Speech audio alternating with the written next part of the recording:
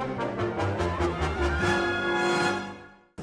morning, everyone, and welcome to the Backlot Stage and our celebration of 100 years of Disney wonder. And now, welcome your host this morning, the director of the Walt Disney Archives, Becky Klein.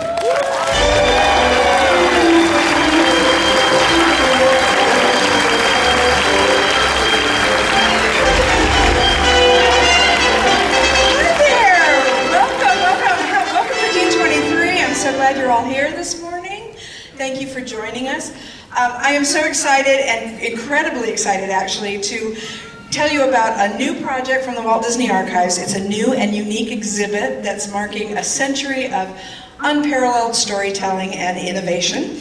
And it's called Disney100, the exhibition. I know, very creative, but it tells you exactly what we're doing. And it's going to celebrate the wonder of Disney from 1923 to the present and on into the future, and the impact that Disney has had on fans all around the globe. We have a global team creating this exhibition, and it's made up of creative talent from Los Angeles to Berlin and Philadelphia to Maui. So as you can imagine, that makes conference calls a little tricky. Yeah. But we've done it, and we've been doing it for a couple years now, so we're very excited to share with you what we've been doing for the last couple of years and what we'll be launching next year to celebrate the 100th anniversary. So I'd like to welcome some of them on stage. The folks that are coming to join us are 4 people from our team. Let's roll their pictures there so I can tell you how wonderful they are. There we go. This is Matthew Adams, who's manager of exhibitions for the Walt Disney Archives, where he leads our global exhibition program that celebrates the vast legacy of Disney. On Matthew's team is Kelsey Williams, who's the curator for the Walt Disney Archives, and she was previously a Walt Disney World cast member and helps create our many exhibitions around the world. Also, we have Paula Sigmund Lowry, who is a former archivist for the Walt Disney Company. She worked for the Walt Disney Archives for many years and is an internationally recognized expert on Disney everywhere. She was a creative consultant on the Walt Disney Family Museum and is now serving as curator with Semmel Exhibitions, who is our partner for Disney100, the exhibition. And lastly, we have Annette Duman, who joins us as head of content and art director for Studio, TK Berlin, who we are collaborating with to bring this incredible exhibition to life. So I'd like to welcome them all on stage. So please join me, you guys.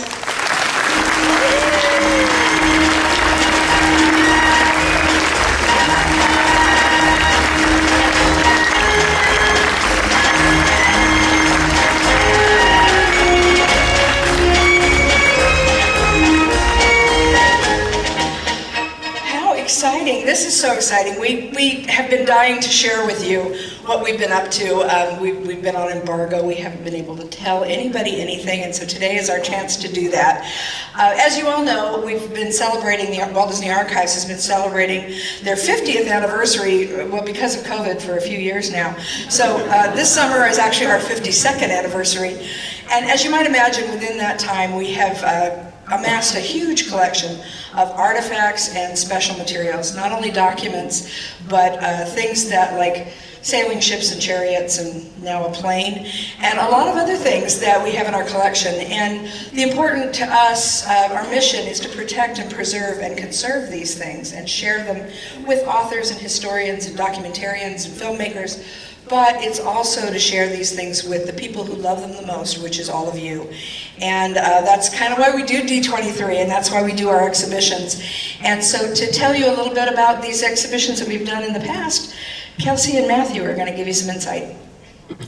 Yeah, so the Walt Disney Archives is obviously no stranger to exhibitions. We even have been doing them here at the D23 Expo since the very beginning.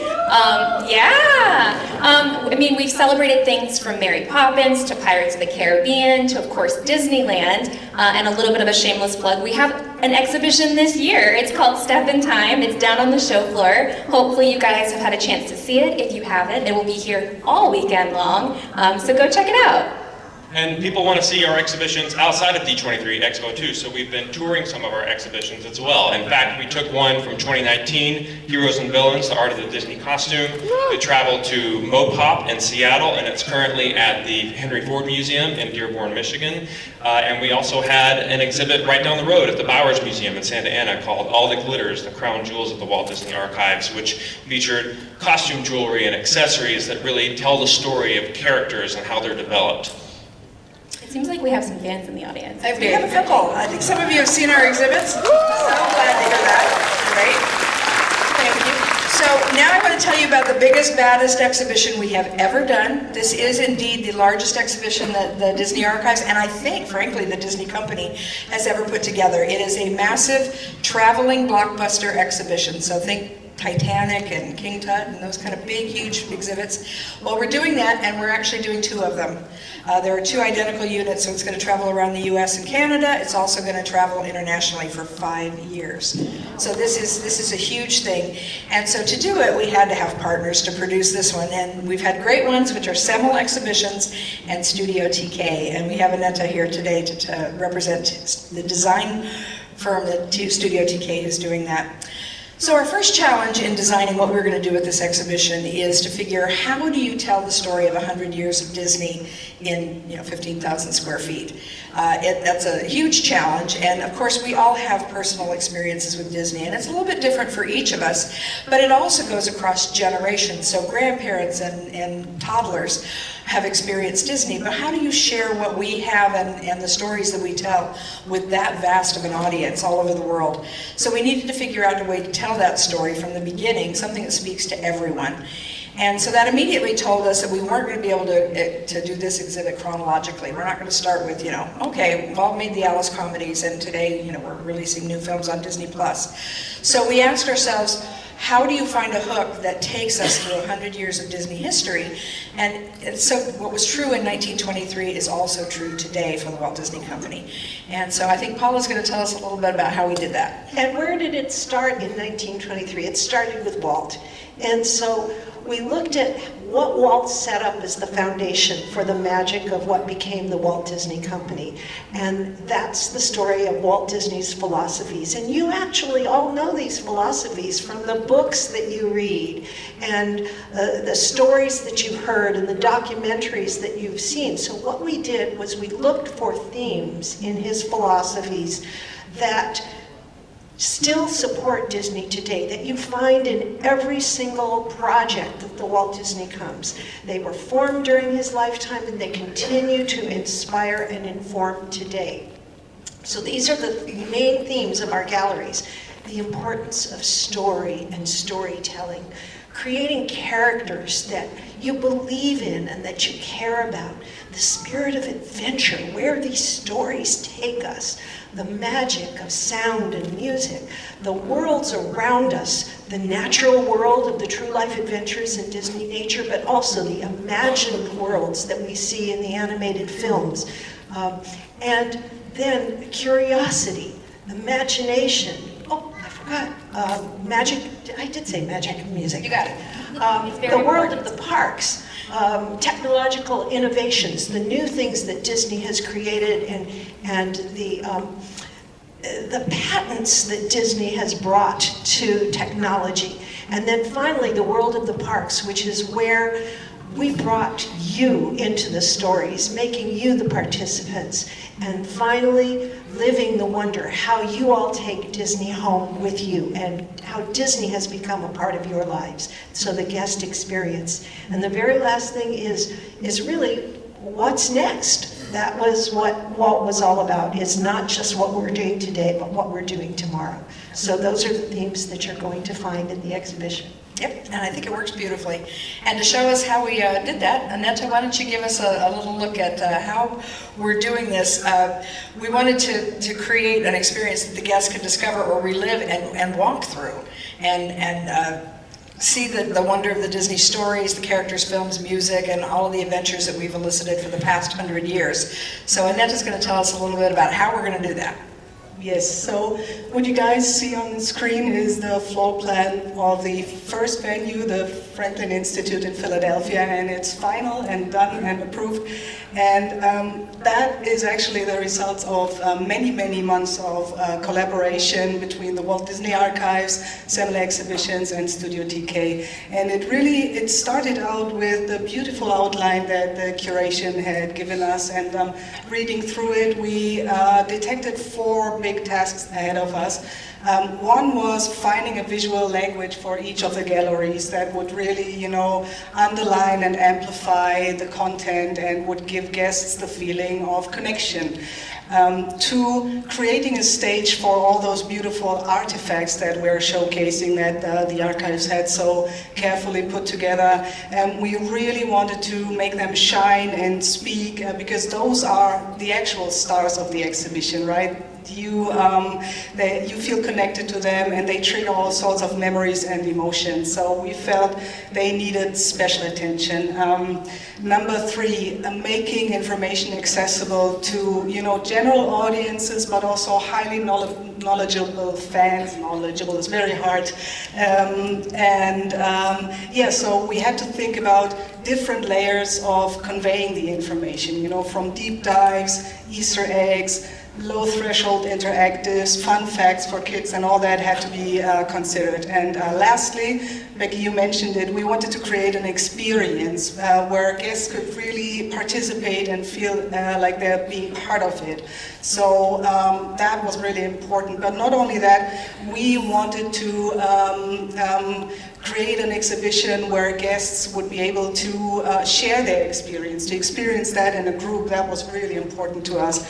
So in order to do that, we really had to do our homework and deep dive into the content, get to know and understand the objects and their historical values. And we had a lot of help from you guys, Paula, Matthew, Kelsey, Becky, and you really, helped us understand and gave us the right guidance, I feel, and also you trusted us very much with our advice and our decisions, as did the great people at Semler Exhibition. So over the course of many, many Zoom meetings, an endless stream of emails, and 2 great, great visits to the archives and to Disneyland, I feel we were able to develop a really beautiful exhibition. Indeed we have. So I just wanted to share with you a little bit of this, and we want to go and give you the first peek at it. And we haven't shared this with anyone, and we're excited to do so today.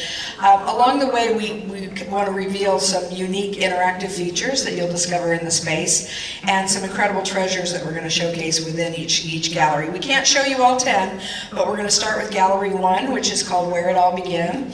And this is the only gallery that isn't going to be in chronological order. As I mentioned, we're telling a different kind of story, but we do have to show you where it all began, which is, of course, with Walt Disney and his early creations. So, Paula, you want to talk a little bit about where we're going with that? Yeah, as it's not presented chronologically, because I really didn't want to have a whole gallery where someone had to walk through 8 galleries before they could meet Olaf. I want them to see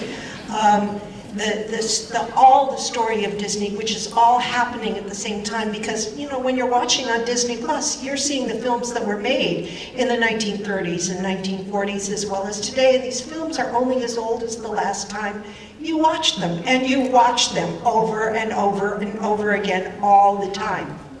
But to give you a foundation, we looked at a list that Dave Smith created when he founded the archives in 1970, and I joined him a few years later, which was my great privilege to start learning and deep diving into Disney history. He developed a list of the significant dates for the company, and the archives has continued to expand this list over the years. But we didn't want to just say Disney did this and Disney did that and then Disney did something else. What we did was we focused on the accomplishments and the key films and stories that have made the difference for the world over the last 100 years, and that have personal and emotional touch points for you.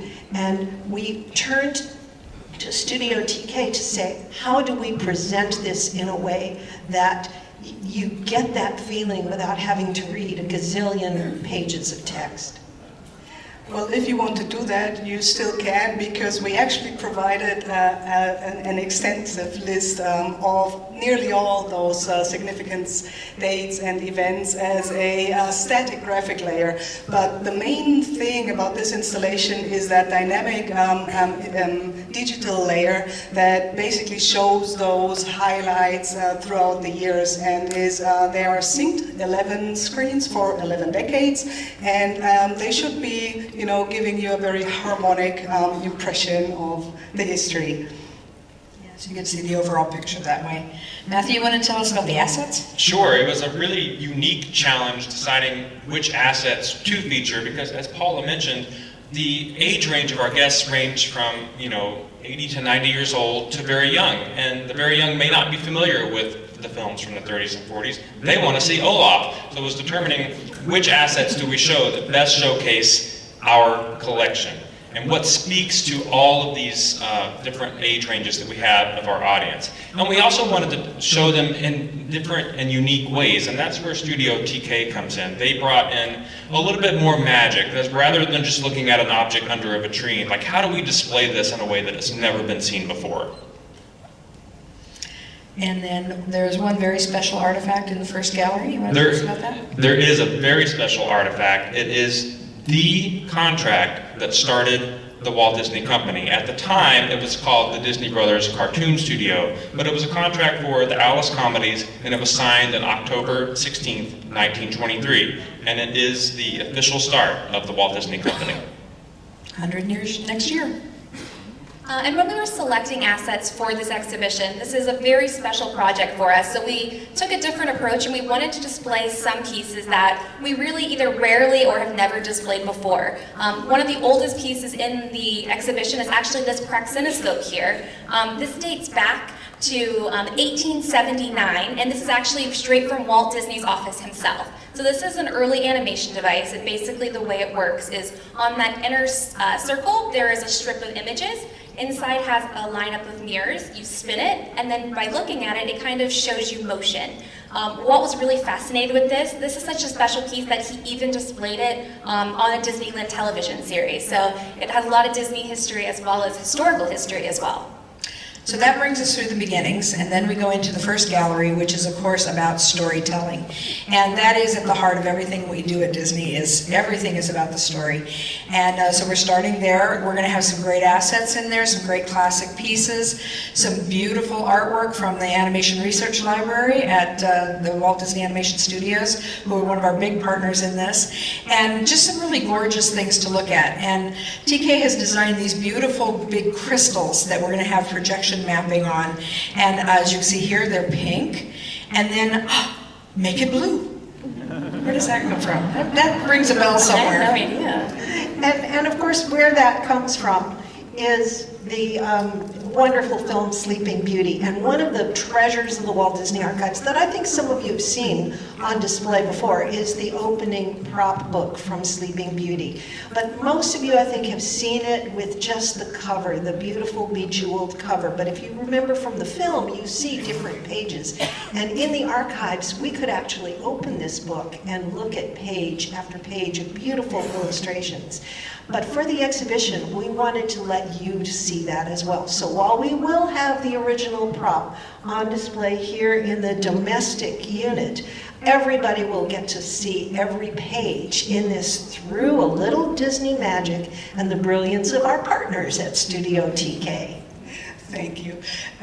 Yes, so we came up with the idea of actually reproducing those pages, making them accessible for people to flip through, and we added projections so as many people as possible could actually see those. And we did a little top-up by animating those pages, but just ever so slightly. We wanted to just really do minimal invasion to those beautiful pages, and we felt that was doable, but also would definitely enhance the experience. Gorgeous stuff.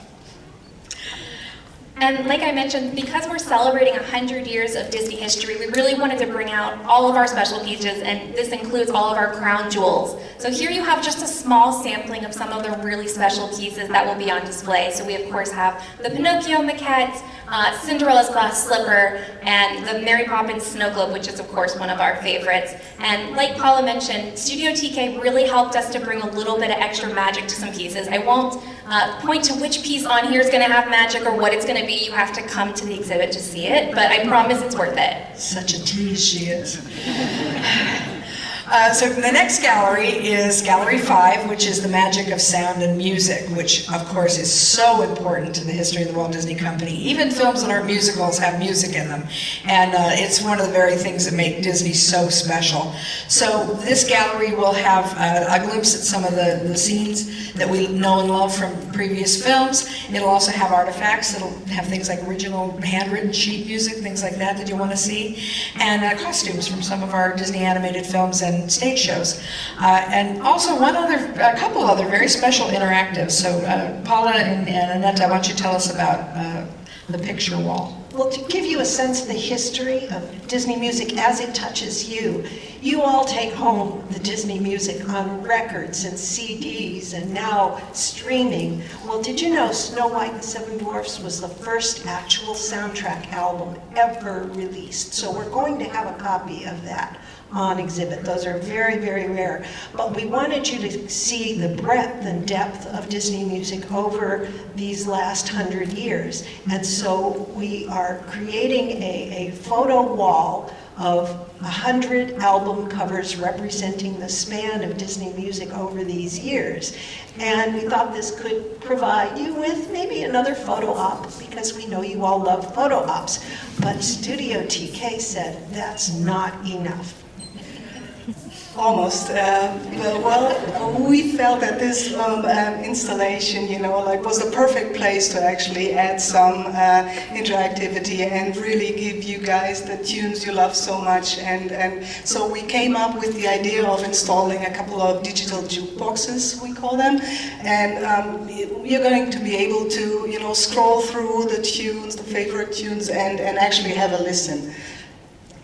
That's going to be great. What else, Matthew? And then probably just as important as music is sound that really creates that, atmosphere in all of our productions. So we have some of Jimmy McDonald's sound contraptions on display that are very rarely seen outside the archive. So we have the iconic chimes that make Tinkerbell sound. We have the Steamboat Willie whistle, and we have the wallet that creates the creaking sound that the dwarfs make when they creep up the stairs in Snow White. So, and along with the special sound effects, one of the most important things about Disney is its global outreach. People all over the world love our music. And so one of the things that we're celebrating as an interactive is the universal language of Disney and the global impact that it has. And so you'll have the chance there to listen to popular Disney songs in multiple languages. So I'm really excited about that one.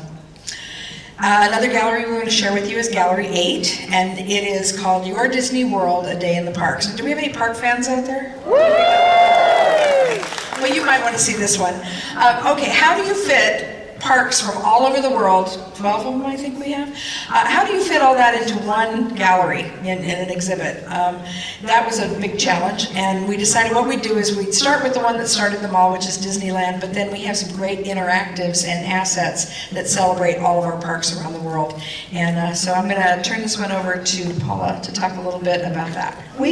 How many of you have visited all the parks around the world? Okay, a few of you. Well, now you're all going to be able to do that, because we're going to allow you to virtually visit every single Disney park around the world through photos, art, and fun facts. We've been really deep diving into this. And so again, the magic of Studio TK.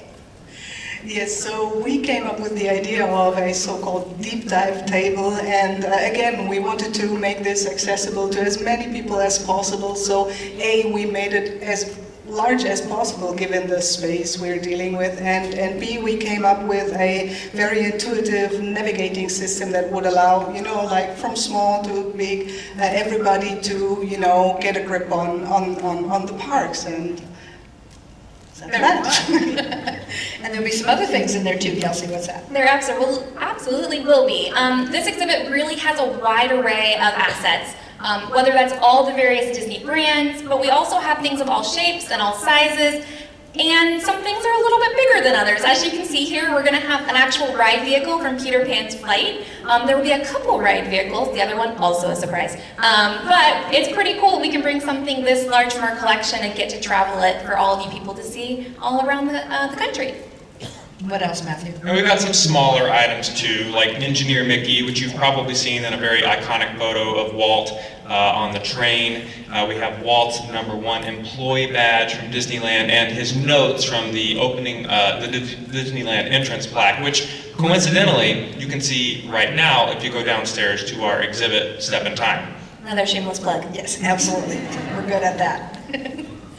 So our next thing that we want to talk about a little bit is how we kind of entered the phases of production and what we actually did to make this all happen. So Annetta, you brought some special footage for us? Yes, we wanted to give you a little insight and a little sneak peek from our production process, actually.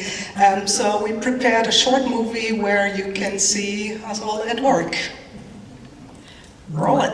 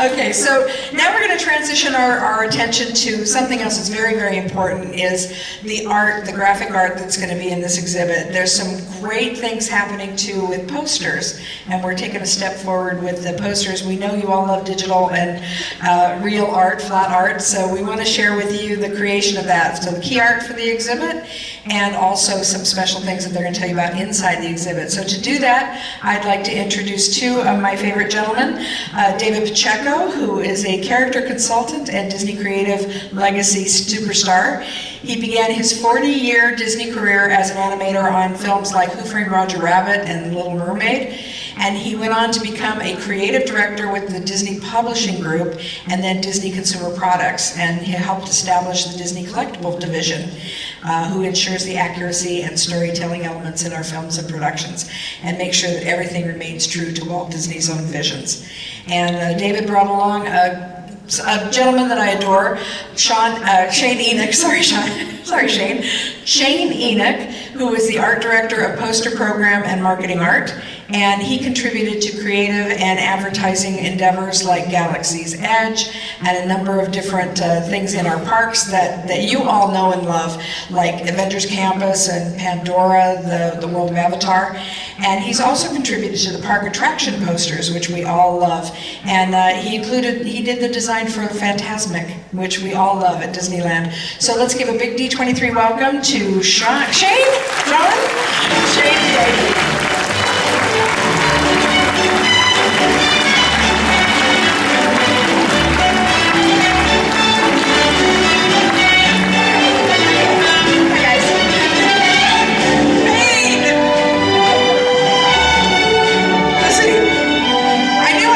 Up sometimes, so I hope that was the only one.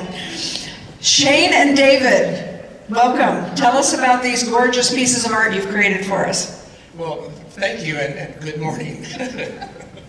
Shane, okay. We have been absolutely thrilled to have had the opportunity to participate in this amazing project, this amazing event, and for me to be able to collaborate with Shane, right? Shane, who is an expert on graphics and poster development, has been a real inspiration for me. So what we'd like to share today are the 12 posters that we've designed exclusively for the Disney100 exhibition. And we're going to start with the teaser poster. The idea of Mickey's hand pulling the curtain aside begins with a series of very, very rough and scary sketches and color concepts that will help the team better visualize the design from either maybe an opaque curtain in the daylight or to a transparent one at night. Now, once the idea is approved, I made a basic indication as to where the shadows and highlights would fall on the folds of the curtain. Now, Mickey's hand and arm positions were also reworked so that the hand didn't feel like it was just grabbing a curtain, but instead it was more of an elegant reveal. And here's how Shane translated my rough sketches. Okay, now, you are the very first audience to see this. This is the official poster for the Disney100 exhibition.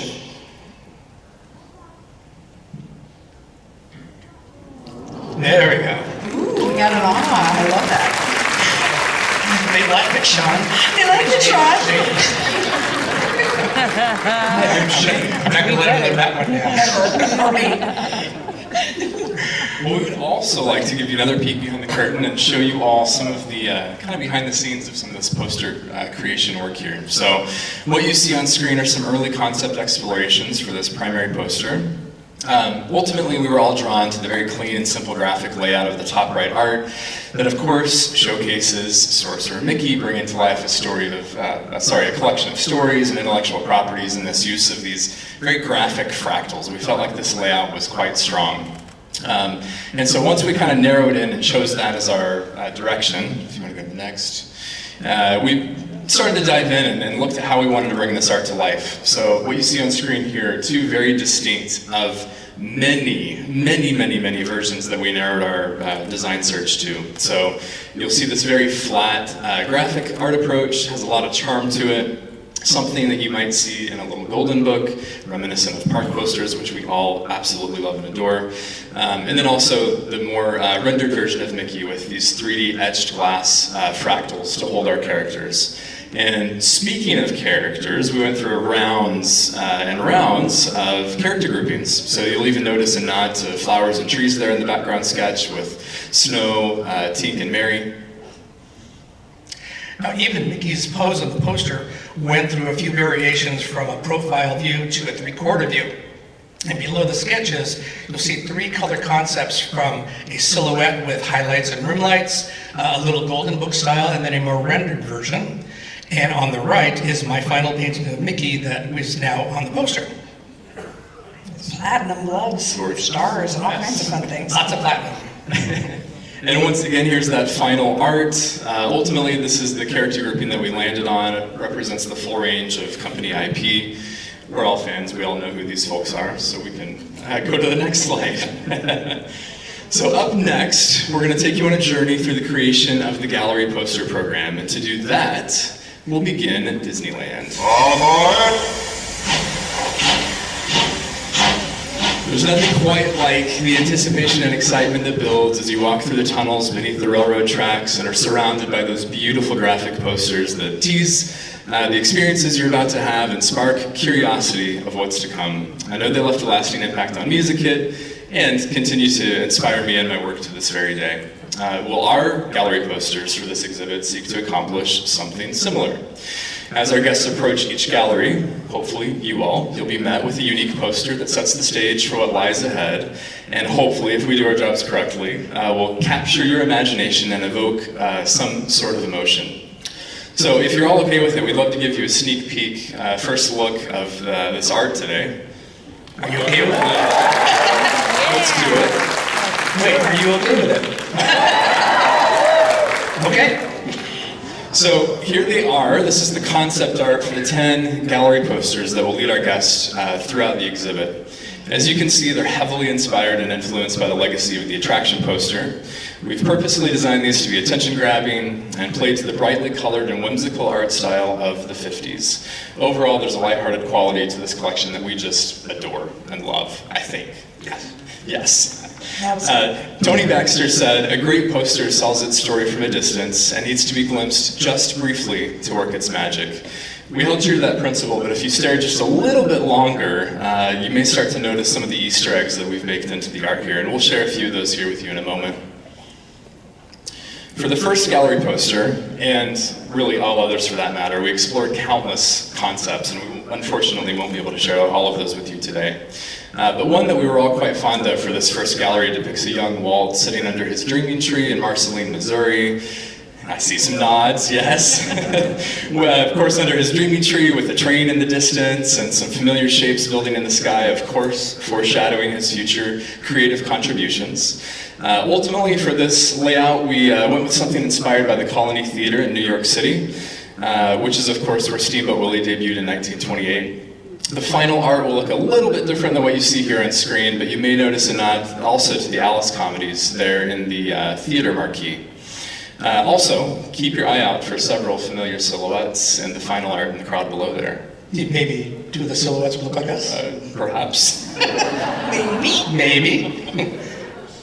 Now, since most of our stories have been based on books, my inspiration was a logo of a pop-up book with a castle that was done for Disney Publishing. Now, what you're seeing is the evolution of the layout from very rough sketches to concept and color. And being the Disney fans that you all are, I'm sure you could recognize all of those icons that Mickey is manifesting. And then let's look at the next one. Here we go. We decided Mickey should also be our hero here on the Illusion of Life posters. We explored a number of ways to quickly and clearly communicate this gallery story as well. Should Mickey be drawing himself to life? Should he be a magician? Should he be wearing a sorcerer's outfit? Well, fate would have it, David had the perfect piece of art up his sleeve. So for this poster, I looked back at a painting called Self-Portrait that I had done several years ago for a charity auction.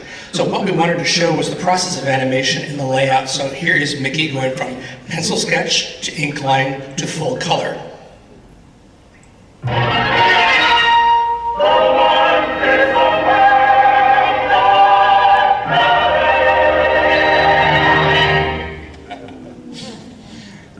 Let's talk color. As you can imagine, thank you, yes. As you can imagine, color is an integral part of the poster creation process. It has the power to trigger emotion, direct the eye, set the mood. We used vivid colors, clearly, and playful motifs inspired by the brilliant 50s era travel posters, my absolute favorite, and of course, Disneyland's attraction posters to bring this collection to life. Scrolling on screen here, you'll see a very small sampling of some of the color studies for several of our gallery posters. And I believe Paula wants a copy of every single one of these. Is that right? Me too. Okay. All right. Now, this one is my favorite design in the assortment. We like the use of the esoteric character Professor Owl from Toot Whistle Plunk and Boom, and also the retro feel, good one, of the layout, and then also the suggestion of the dark rides to the park. Now, the rough sketches that you see on the right, I did those for a very specific reason. And that's because, as a surprise and delight, each of our gallery posters will be animated. Hopefully. So happy you love it. And this is just an early test. So what you see here, like I said, is an early test of the magic of sound and music with Professor Owl playing his saxophone. And that brings us back to the full collection. We won't be able to go through every single poster here and point out all of the Easter eggs, but one of my favorites that I would like to talk about just a bit is a nod to the True Life Adventures, and that's of course on the World Around Us poster, through the use of the compass surrounding the globe there. And then one other, really quickly, the use of Bentel Jr., another esoteric character on that same poster that David pulled out of the vault. Now, if I'm being honest, I had no idea who this was until David introduced him to me, so. Our last poster you see on the lower right shows Walt and Mickey watching the first 100 years of imagination, moving towards the second star to the right and straight on till morning. And the dawn is bringing up the next 100 years of imagination yet to be. And there's some other fun things that you designed too, right? Lots of other fun things. And so, How'd you have your 70s? We're working on it. yeah. So besides the posters, here's another quick sneak peek for you. We're having a few life-size sculptures placed in the exhibition as photo ops for the guest. So based on this scene from Snow White, the first one we have will be Dopey and his rabbit friend asleep on a bench. And a second be Mickey as conductor in the sound and music gallery. And there will be a third surprise one in the mix. So that brings our portion to a close, and we thank you. Yes, thank you. Aren't you excited? I am so excited, and I knew what was coming. You guys are amazing. Just incredible work, these guys. You'll hear a lot more about this, and we'll share more in the future about the posters and the graphic art, because it's so important to this exhibition. So now I want to turn this over to Matthew to give you a little information about what's coming next and make some announcements about this exhibition that I think you're all going to be interested in. Matthew? Sure, I guess you all want to know when you can see this thing, right? Yeah! Well, this is more of a re-announcement for this one, but the world premiere will be at the Franklin Institute in Philadelphia in early 2023. And right now, I would like to invite someone from the Franklin out right now to talk about it. Let's invite Abby Bish to the stage. Abby is the Chief Experience and Strategy Officer for the Franklin Institute, where she is responsible for developing the Institute's robust, long-term traveling exhibition program. So let's give a big hand for Abby and welcome her to the stage.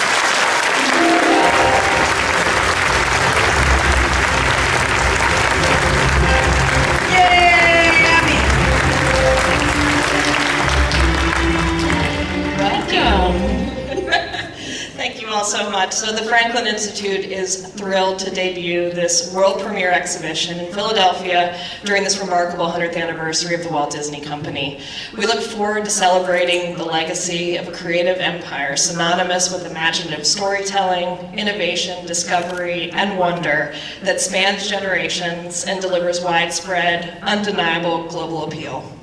The Institute is a science center that spent almost 200 years bringing stories of innovation and discovery to the public in immersive and interactive ways. And we knew as soon as we saw the concept for the Disney100 exhibition that this was going to be a perfect fit for our venue and for our audience. So when I knew I was going to be on this panel, I connected with our curatorial team just to see if there were any connections with the Disney brand in our history, and we did find a few. So in 1960, the Institute showed Walt Disney science films like Man in Space, Man in the Moon, Mars and Beyond, and Magic Highway USA. In 1963, as an example of science education, Donald in Math Magic Land was shown as got some fans, shown as part of the Having Fun with Science lecture series, and speaker Lee Blair, who was the former animator and writer at the Walt Disney Studios, talked about how the movie was made. And then backtracked to April in 1941, Walt Disney provided drawings of men, women, and animals, some adapted from Fantasia, drawn so that they were overlaid on constellations that we projected in our Fells Planetarium. We found one item in the collection that was part of Walt Disney's. So New York's World Fair souvenir record, the theme song for the music from It's a Small World. That song is in 4 different languages and it's in its original sleeve. So we had some fun connections that we were excited to share here. It's great. So let's get down to brass tacks and let's announce the official opening date for the world premiere of Disney100, the exhibition.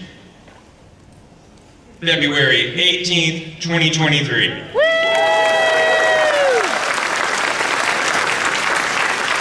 So we have our website live today at fi.edu/Disney100, and we invite everyone to be signing up for that. Give us your emails, and you're going to be the first to know when tickets go on sale. And you can also see it at Disney100exhibition.com. Right? Is that right, Joanna? Did I get it right? Okay. Disney100exhibit.com. You can find it there. Becky, I'm feeling generous. Can I share a little bit more? Oh, if we must. Yeah! Woo! I guess while we're here, we'll go ahead and tell you where it's going to go next after the Franklin of Philadelphia. So the next stops for the exhibition are Chicago and Kansas City. And as you probably know, these cities are pretty important and have a lot of significance to the history of the Walt Disney Company. Chicago Walt was born here in 1901 and later returned in time to attend school for 1 year. And then in Kansas City, Missouri, the Disney family moved here from Marceline in 1909. And here Walt delivered newspapers, and he started his first animation studio, Lapogram Films, before moving here to Los Angeles. And I want to share a little bit more. Oh gosh, go ahead. Go ahead. We're not doing just one exhibition. We're doing two. And we're doing an international tour as well. And the first unit of the international tour will debut at the Olympic Park in Munich, Germany, April 18th, 2023.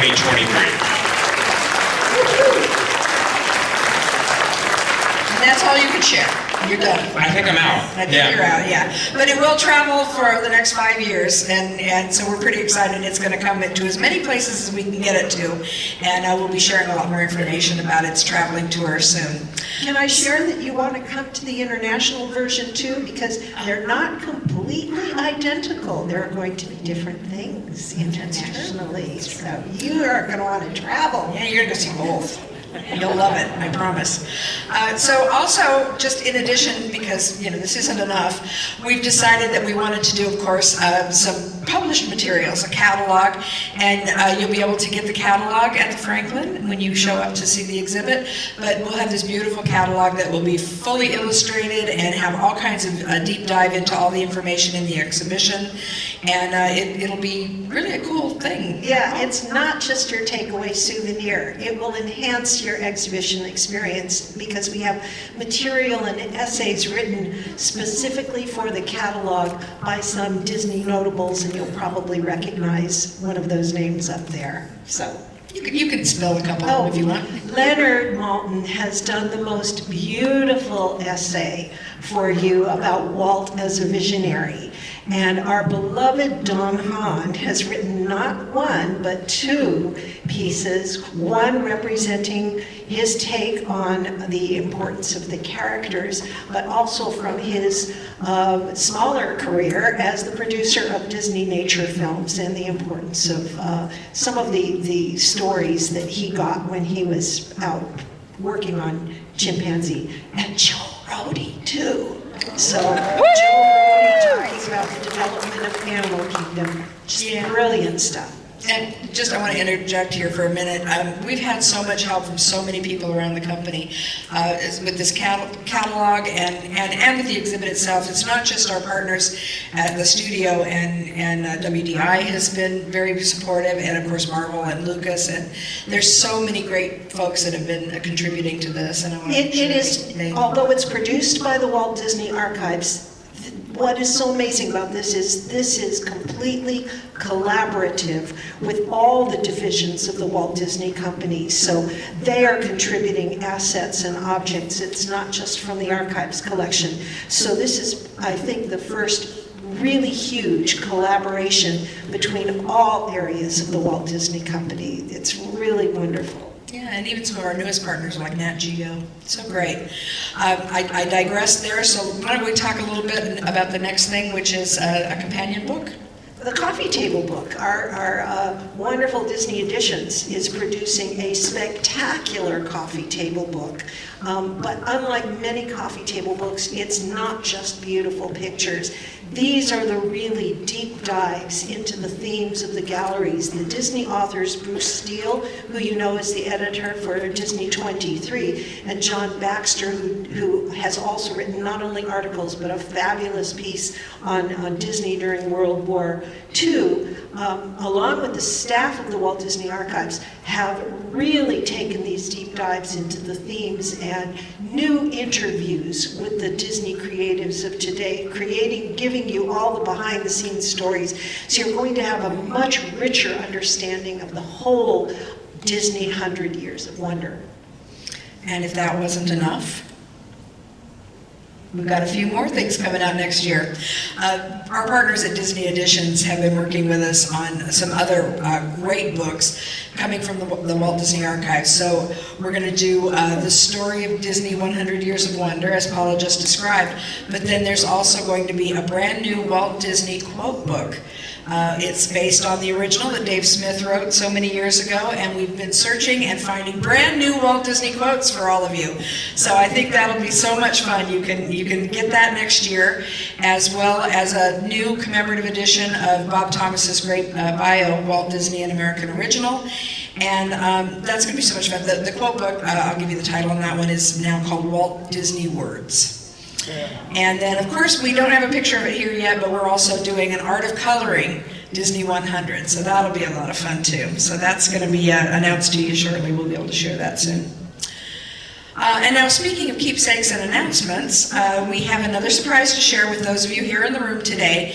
Each of you will be leaving the backlot stage today with your own mini print of David Shane's official Disney 100 exhibition.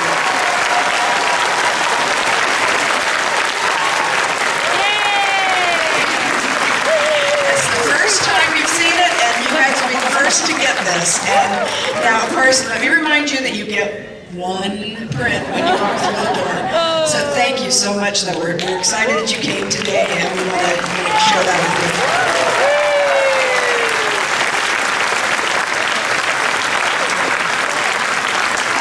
I want to share one more thing, as well as the poster and everything. We've created a little marketing teaser video, I guess, we just call it a commercial, but we have a little commercial that we want to run for you that we're going to be sharing after this morning's meeting. To all who come to this happy place, welcome. Here age relives fond memories of the past, and here youth may savor the challenge and promise of the future.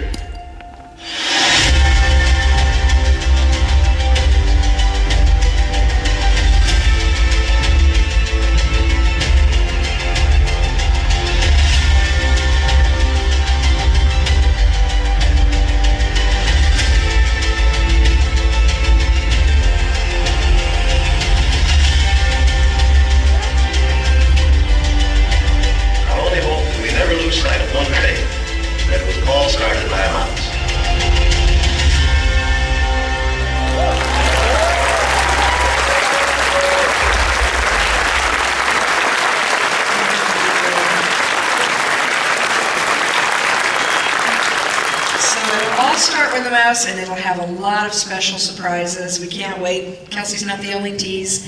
There'll be all kinds of really fun and exciting things in there, and we'll share more information with you as we get closer. But I just wanted to ask our panelists here, who are so fantastic, we have a little extra time, so I can actually do this. And I'm just going to go to you one by one and say, what is the thing in one sentence that you're the most excited about seeing? We'll start with Abby. I think where the stories come from, that gallery is going to be, I think, my gallery, so I'm excited for that one. Pink and blue. Yes, it's all the colors. Shane? I feel a little selfish saying this, but I think I can't wait to see the posters. Me either. Me three. I think for myself, it's just sharing the legacy of Walt Disney and what he brought to all of us here. Yep, it started with Walt. It didn't really start with a mouse. It started with a man, but he was being modest and letting his alter ego take that credit. But it did start with Walt. Kelsey? The Walt Disney Archives staff, we're constantly surrounded by history, and we have so many amazing things in our collection. So getting to bring out those crown jewels and those pieces that we don't get to display very often is really special, because we're kind of selfish when we get to hoard them and not share them. But it's wonderful to share them and get everybody to get excited about it. So Absolutely. I'm excited. For me, I am a parks nerd through and through, so the Parks Gallery is what I'm most excited about. Very good. For me, I'm excited that after actually 38 years of living and sharing Disney history through my years at the archives with Dave, and then working with Walt's family and creating the Walt Disney Family Museum, which I thought I could never top in my career with Disney, having the opportunity to help the company tell the story of its 100 years not for the company, but for you, to work on doing this for you after 48 years. This is my crown jewel.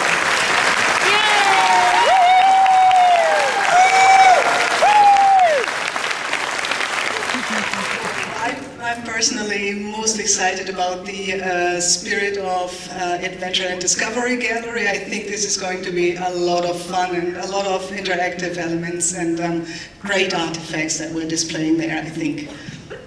Absolutely, it's a magical place. The entire exhibit is magical. There's going to be all kinds of surprises, a lot of immersive and interactives, which really make me happy that there's interactives and immersive experiences in every gallery, and that's due to the incredible magic of art of the team at Semmel Entertainment and Exhibitions, and of course TK Studios. They've been amazing partners, and we're so excited to be working with them, and bringing this exhibit to everyone around the world is a dream come true for me. We've traveled a little bit with some of our exhibits, but now we get to take it even farther, and that's so exciting for all of us. So we hope you're excited about this. We're so glad you're able to share it.